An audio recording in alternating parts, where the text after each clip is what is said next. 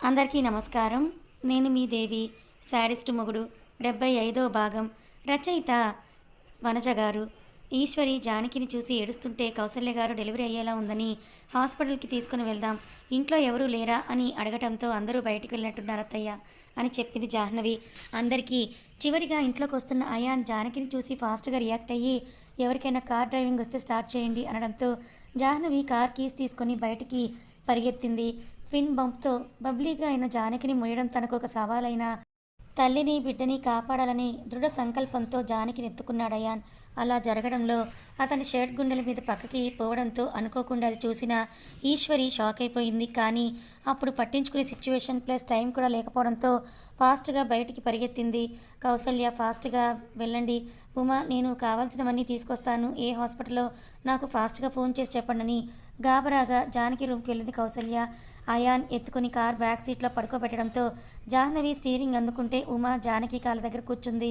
ఈశ్వరి జాహ్నవి పక్కనే కూర్చోవడంతో క్షణం కూడా ఆలస్యం చేయకుండా గూగుల్ మ్యాప్స్ని ఆన్ చేసుకుని కార్ని దగ్గరలోనే ఉన్న ఒక చిన్న హాస్పిటల్కి పోనిచ్చింది జాహ్నవి. ఇంకా ముందున్న మల్టీ స్పెషాలిటీ హాస్పిటల్కే వెళ్ళేది కానీ జానకి కాళ్ళ నుండి అప్పటికే రక్తం వస్తోంది కాబట్టి ఇంకా లేట్ చేస్తే ప్రమాదం అనుకొని ఉమా తనని భయపెట్టడంతో ఆ పని చేసింది. అయాన్ మళ్ళీ జానకిని ఎత్తుకొని హాస్పిటల్ లోపలికి తీసుకువెళ్తూ ఉంటే వెనకే వెళ్ళారు అందరూ. మినిమం ఎక్విప్మెంట్ కూడా లేని హాస్పిటల్ని చూస్తూ జానకి ఫస్ట్ ఇంపార్టెంట్ కాబట్టి ఒక రూమ్లో పడుకోబెట్టి డాక్టర్ని తొందర చేశాడు అయాన్. ఆ ఓల్డ్ డాక్టర్ వచ్చి జానకిని చూస్తూ బ్లడ్ పోతోందంటే ప్రసవం జరిగిపోవచ్చు కానీ ఎందుకు ఇవిడ మెలకువగా లేదు అని డాక్టర్ అడగడంతో మేము చూసేసరికి తను స్పృహపై పడిపోయింది మేడం అని ఈశ్వరి సమాధానం చెప్పింది.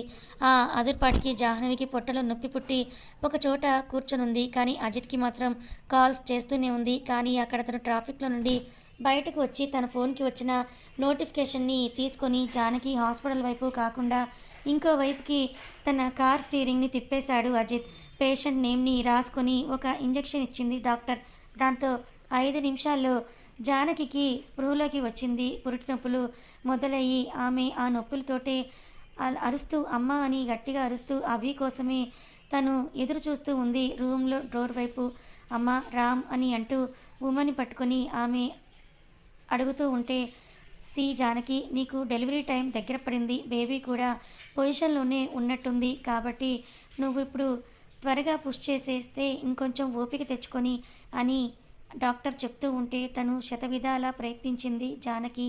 కానీ ఆమె వల్ల కాకపోవడంతో మరో 20 నిమిషాలకి జానకి ఎక్కువగా ఫోర్స్ చేయలేక పోతున్న జానకి కడుపు మీద అయాన్ ప్రెస్ చేస్తూ ఉండడంతో I am also doctor so can I help you అని చెప్పి జానకి పొట్టని పుష్ చేస్తుంటే తల బయటికి పడేసరికి డాక్టర్ ఇంకొంచెం బేబీని బయటికి లాగేసరికి చక్కటి ముచ్చం లాంటి వైట్ బేబీ వచ్చేశాడు. అమ్మయ్య ప్లస్ అయోమయం ఎక్స్ప్రెషన్ డాక్టర్ సొంతం కాగా ఓ గాడ్ అనుకున్నాడు అయాన్. అదే నిమిషం అదే క్షణంలో ఇంకో ప్లేస్లో నోట్లో ముక్కులో నుండి రక్తం కారుతున్న అభి కింద పడిపోయి ఉంటే తాత మనవరాలిద్దరూ భయపడి ప్లస్ షాక్ అయ్యి అభినే చూస్తూ ఉన్నారు. కాసేపటికి అభి చలనం కోల్పోవడంతో తాతయ్య అభి చనిపోయాడా అని అడిగింది జ్వాల. కానీ 5 నిమిషాల తర్వాత మార్తాండ దగ్గర ఉన్న అజిత్ ఫోన్కి అజిత్ జానకి కొడుకు పుట్టాడు. ఫాస్ట్గా రా, ఎక్కడ ఉన్నావు, ఎందుకు నువ్వు కాల్ స్లిప్ చేయడం లేదు అని జాహ్నవి నుండి వచ్చిన మెసేజ్ ఉండడంతో మార్తాండ బుర్ర మీసాల కింద పెదవులు వికృతంగా నవ్వాయి. ఏమైంది తాతయ్య? మార్తాండ హ్యాపీనెస్ను చూసి అడిగింది జ్వాల. అభి వైపు అజిత్ వైపు చూసి గట్టిగా నవ్వాడు మార్తాండ. మనం కొంచెం వెనక్కి వెళ్తే పొద్దున్న జానకి తన గుండెల మీద పడుకొని ఉండటం గమనించి మంచి నిద్రలో ఉండగా అభికి మెలకు వచ్చేసింది.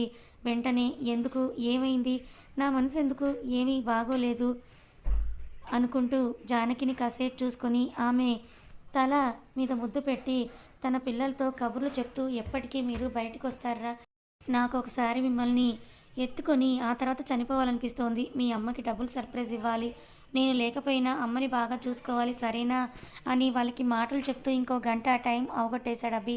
అయినా జానకి లేచే సూచనలు కనిపించకపోవడంతో తనే బెడ్ దిగి జానకి బ్లాంకెట్ కప్పేసి ఫ్రెష్ అయ్యి కిందకొచ్చాడు. ఆడవాళ్ళందరూ కూడా వెడ్డింగ్ కార్డ్స్ వచ్చాయని పసుపు రాస్తూ ఉంటే మమ్మీ నువ్వు ఆంటీ వాళ్ళు వెళ్ళి మనకు క్లోజ్ అయిన వాళ్ళందరికీ ఇన్విటేషన్స్ ఇచ్చి రండి అని చెప్పాడు.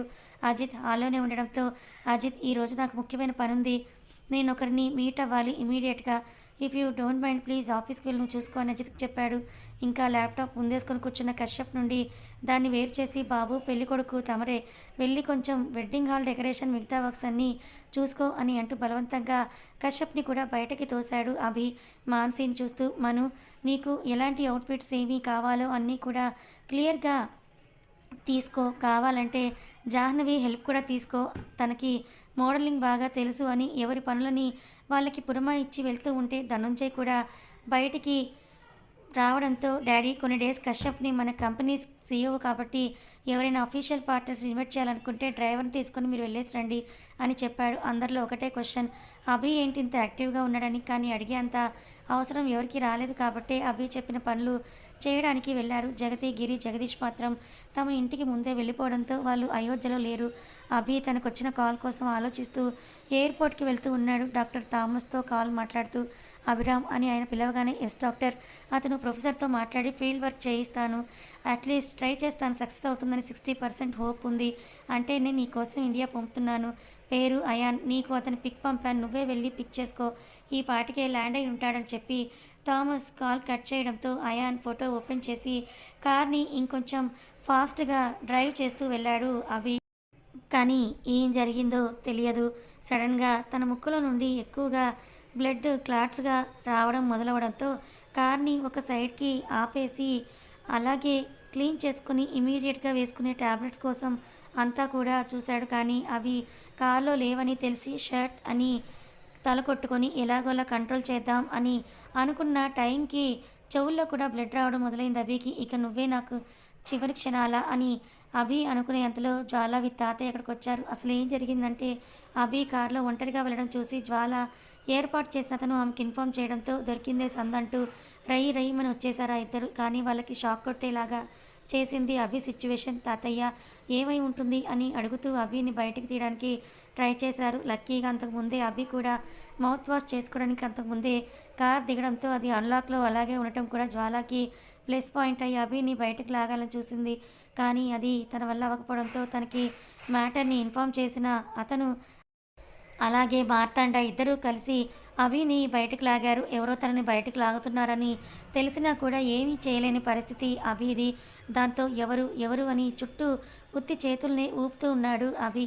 ఏమైంది అభి అని ముందు అనుకున్న తర్వాత జ్వాలకి అది ప్లస్ పాయింట్ లాగా అయ్యింది కాబట్టి అభిని తీసుకొని దూరంగా అక్కడి నుంచి వెళ్ళిపోయి ఒక రూమ్లో లాక్ చేసింది. తాతయ్య, మనం ఏం ప్లాన్ చేయకముందే ఇలా మనకి అన్ని అవకాశాలు కూడా కలిసి వచ్చేస్తున్నాయేంటి, ఇప్పుడు ఏం చేద్దాం అని అడగటంతో మార్తాండ అప్పుడప్పుడు నిదానం ప్రధానం జ్వాల అనుకోకుండా అవకాశం కలిగింది, ఇలాంటిదే ఇంకోటేదో జరుగుతుందని చెప్పి ఆయన సైలెంట్ అయితే జ్వాల అవిని చూస్తూ ఉంది.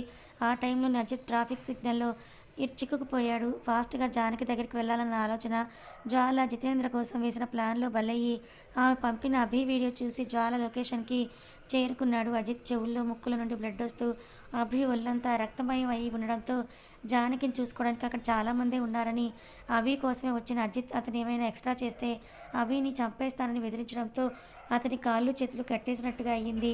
అలా ఇద్దరు కూడా జ్వాల ట్రాప్లో పడ్డారు. అప్పుడే అజిత్ ఫోన్లో జాహ్నవి పంపిన మెసేజ్ని చూసి స్పృహలో లేని అభి ముఖం మీద నీళ్లు కొట్టి అతన్ని మెలకువలోకి తీసుకుని వచ్చి, అభి, ఆ చెత్తమొహానికి కొడుకు పుట్టాడంట తెలుసా అని చెప్పింది జ్వాల జానకిని. అలా అనడంతో తన శక్తి మొత్తం కూడా కూడగట్టుకొని కోపంగా చూశాడు అభి జ్వాల వైపు. అభి, చెప్పు, నువ్వేదో సీరియస్ కండిషన్లో ఉన్నావని నిన్ను చూస్తుంటేనే అర్థమయ్యింది. నాకు ఈ ఆస్తి ఏమీ వద్దు, ఆ స్టూపిడ్ జానకినే వదిలి నాతో వచ్చేసేయ్, లండన్లో మనం సెటిల్ అయిపోదాం అని జ్వాల అభితో చంద్రముఖిలాగా అరవడంతో అభి షాక్ అయిపోతే అజిత్ మాత్రం పిడికిలి బిగించాడు. కానీ ఏం లాభం, అతని చేతులు కట్టేసి ఉన్నాయి కదా. జ్వాల, నాకు ఆ పసికందు సూర్యదేవర వంశస్థుడు కావాలి, తీసుకురా అని ఆర్డర్ వేశాడు Marthanda. I am also doctor so can I help you అని చెప్పి జానకి పొట్టని పుష్ చేస్తూ ఉంటే తల బయటకు పడేసరికి డాక్టర్ ఇంకొంచెం బేబీని బయటకు లాగేసరికి చక్కటి ముత్యం లాంటి వైట్ బేబీ వచ్చేశాడు. అమ్మయ్య ప్లస్ అయోమయం ఎక్స్ప్రెషన్ డాక్టర్ సొంతం కాగా ఓ గాడ్ అనుకున్నాడు అయాన్. ఆ బిడ్డని మొదటగా అయాన్ చేతికే ఇచ్చింది ఆ ముసలమ్మ డాక్టర్. పుట్టుక గురించి, అమ్మ ప్రేమ గురించి అతనికి మాత్రమే బాగా తెలుసు అనుకుంటా.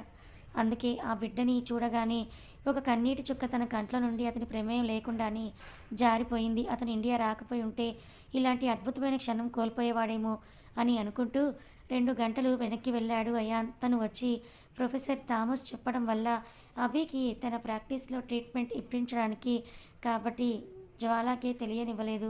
అందుకే ఎయిర్పోర్ట్లోనే దిగగానే అభికే కాల్ చేశాడు అయాన్. కానీ అటువైపు నుంచి ఎలాంటి రెస్పాన్స్ కూడా రాకపోవడంతో ఏమైంది, డాక్టర్ గారు చెప్పినట్టు ఈయన రావాలి కదా అనుకుంటూ మరో అరగంట అక్కడే వెయిట్ చేశాడు అయాన్. అభి ట్రాఫిక్లో ఏమైనా ఇరుక్కుపోయాడేమో అనుకుంటూ, కానీ ఆ అరగంట దాటినా కూడా అభి ఇంకా ఎయిర్పోర్ట్కి చేరుకోకపోయేసరికి తిరిగి థామస్కి కాల్ చేశాడు అయాన్. దాంతో ప్రొఫెసర్ థామస్ కశ్యప్ నెంబర్ ఇస్తూ, అది అభి వైఫ్ ప్రెగ్నెంట్ కాబట్టి ఏమైనా ఇష్యూ వల్ల రాలేకపోయాడేమో, ఇతనికి కాల్ చేయి, అభితో పాటే ఉంటాడని ఆయన చెప్పడంతో అయాన్ కశ్యప్కి కాల్ చేశాడు. పరిచయాలు అయ్యాక, ఇఫ్ యూ డోంట్ మైండ్, ఇంకో 3 డేస్లో నా పెళ్ళి ఉంది. సో నేను ఈవెంట్ వాళ్ళ దగ్గరికి వచ్చాను. ఆల్మోస్ట్ మీరు సిటీకి ఒక సైడ్ ఉన్నారు, నేను ఇంకో సైడ్ ఉన్నాను. మీకు అడ్రస్ షేర్ చేస్తాను, వెళ్తారా అని అడిగాడు కశ్యప్ చాలా ప్లీజింగ్గా. ఓ పర్లేదు కశ్యప్ గారు, I can manage, address share చేయండి, నేను వెళ్తానని అయాన్ చెప్పడంతో థ్యాంక్ యూ సో మచ్ అంటూ అయోధ్య అడ్రస్ని షేర్ చేసేశాడు కశ్యప్. అయాన్ అయోధ్యకు చేరుకునేసరికి ఆల్మోస్ట్ 1 అవర్ పైనే పడితే తన ఎదురుగా నిజంగా అయోధ్యలాగా ఉన్న ఆ ఇంటిని చూస్తూ ఇదేనా అభి హౌస్ అని అనుకుంటున్న ఆ టైంలో బయట నుంచి ఉమా, కౌసల్య, ఈశ్వరి ముగ్గురు కూడా వస్తూ ఉండడంతో ఈశ్వరిని అయాన్స్ని గుర్తుపట్టి తన దగ్గరికి వచ్చి పలకరించింది. ఇద్దరి కుశల ప్రశ్నలు అయిన తర్వాత అప్పటికే ఇంట్లో జానకి నొప్పులు ఎక్కువగా మొదలయ్యాయి. ఇక్కడ అభిరామ్ అని అయాన్ అడుగుతూ ఉంటే మా కొడుకే చెప్పండి అని కౌసల్య చెప్పడంతో ఓకే ఆంటీ, నేను తనని మీట్ అవ్వడానికి ఇక్కడికి వచ్చాను అని చెప్పాడు. రాబాబు లోపలికి వెళ్దాం అని అంటూ, మా అబ్బాయి ఇంట్లో లేడనుకుంటాను, వచ్చేసి ఉంటాడులే అని కౌసల్య అయాన్ని లోపలికి తీసుకుని వెళ్తుంటే ఈశ్వరి అయాన్ని రెప్ప కొట్టక అలాగే చూస్తూ ఉంది. కడుపు నిండిన భావన ఆవిడది. ఇక తర్వాత లోపలికి వెళ్ళడంతో జానకి కింద పడిపోయి ఉండడం, జాహ్నవి మను అరుస్తూ ఏడుస్తూ టెన్షన్గా ఉండడం, అయాన్ జానకిని ఎత్తుకుని హాస్పిటల్కి వెళ్ళడం జరిగిపోయాయి. అజిత్ మాత్రం పిడికిలు బిగించాడు, కానీ ఏం లాభం, అతని కాళ్ళు చేతులు కట్టేసి ఉన్నాయి కదా. జ్వాల, నాకు ఆ పసికందు సూర్యదేవర వంశస్థుడు కావాలి, తీసుకురా అని అంటూ ఆర్డర్ వేశాడు మార్తాండ. చంపేద్దామా తాతయ్య అని జ్వాల అడుగుతుంటే, వారసుడు అవ్వకుండా ఉండాలంటే చంపడం ఒకటే మార్గం కాదు జ్వాల, 1000 కోట్లకి వారసుడైనా అన్నం కోసం వెంపర్లాడేలాగా చేస్తే కానీ ఈ సూర్యదేవర కుటుంబం మీద నా పగ తీరదని చెప్తూ అభి అజిత్లని ఆ రూమ్లని లాక్ చేసి బయటకి వచ్చాడు. ఆ తాత మనవరాళ్ళిద్దరూ. ఆ బిడ్డని మొదటగా అయాన్ చేతికే ఇచ్చింది ఆ ముసలమ్మ డాక్టర్. అయాన్ ఆ బిడ్డని అలాగే చూస్తూ తీసుకుని వచ్చి బయటికి వస్తూ అందరి చేతులు కూడా మారి చివరికి జాహ్నవి చేతిలోకి వచ్చాడు మన జూనియర్ అభి. ఈశ్వర్కి బాబుని ఇచ్చే టైంలో అయాన్ ఒక గగురుపాటుకి గురైతే పురిట్లోనే బిడ్డని దూరం చేసిన నాకు తిరిగి ఈ బిడ్డ పురుడు పోసుకున్నప్పుడు మళ్ళీ నా దగ్గరికి చేర్చావా భగవంతుడా అని అనుకుని అభి కొడుకుని దగ్గరికి తీసుకుంది ఈశ్వరి. జాహ్నవి ఇంకా బాబు ఫోటో తీసి అజిత్ ఫోన్కి ఫోటో పెట్టి ఒక మెసేజ్ చేసింది.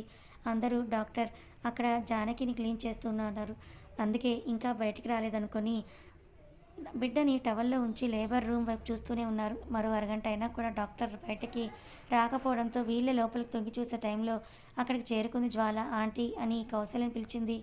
ఎవరా అని అందరూ అటు తిరిగి చూడటంతో అక్కడ జ్వాల కనిపిస్తే కొంచెం అందరి ఫేస్లు మాడిపోయాయి. కారణం మొన్న ధనుంజయ్తో మాట్లాడిన విధానం.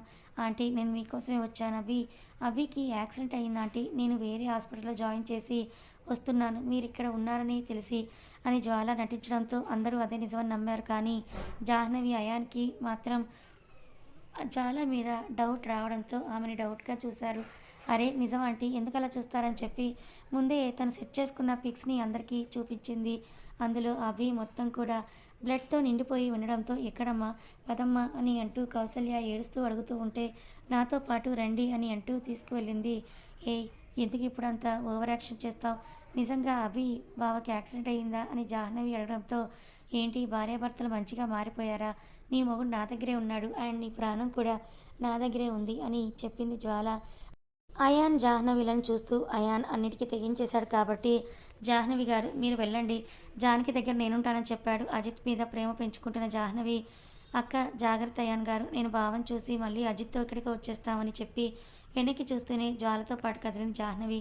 బాబు అని ఈశ్వరి అడిగితే కౌసల్యం పట్టించుకునే స్థితిలో లేక పోవడంతో అది కూడా పెద్ద హాస్పిటల్ అయి ఉంటుంది ఈశ్వరి. నేను కూడా బాబుని తీసుకొచ్చి అక్కడ చూపిద్దామని చెప్పింది ఉమా. ఇక్కడ డెలివరీ అయిన ఆమెను వదిలేసి అందరూ వెళ్ళిపోతున్నారు అనుకుంటున్న టైంలో జాహ్నవి అడ్డుపుల్ల వేసింది. ఒక్క నిమిషం అత్తయ్య, బావని ఎలాగూ ఈ జ్వాల హాస్పిటల్లో జాయిన్ చేసింది కదా, మనం అక్కని కూడా అక్కడికే తీసుకొని వెళ్దాం పదా అని చెప్పి జ్వాలని చూస్తూ ఇమీడియట్గా అంబులెన్స్ని బుక్ చేసింది. నిరుత్సాహం జ్వాల ముఖంలో కనపడగా చేతులు నలుపుకుంటూ బయటకు వచ్చింది డాక్టర్. ఆవిడ బయటికి రావడం చూసి అందరూ కూడా ఒక్కసారిగా షాక్ అయ్యారు. కథ కొనసాగుతుంది. మరి జానకి కడుపులో ట్విన్స్ ఉన్నారు కదా, మరి బాబు ఒక్కడే బయటికి రావడం ఏంటి, మరి డాక్టర్ ఎందుకంత కంగారుగా ఉంది, మరో పక్క అభికి నిజంగా చావు దగ్గర పడిందా, మరి అజిత్ అభిని కాపాడతాడా లేదా తెలుసుకోవాలనుకుంటే ఛానల్ని ఫాలో అవ్వండి. కథ నచ్చితే లైక్ చేయండి. Thank you so much.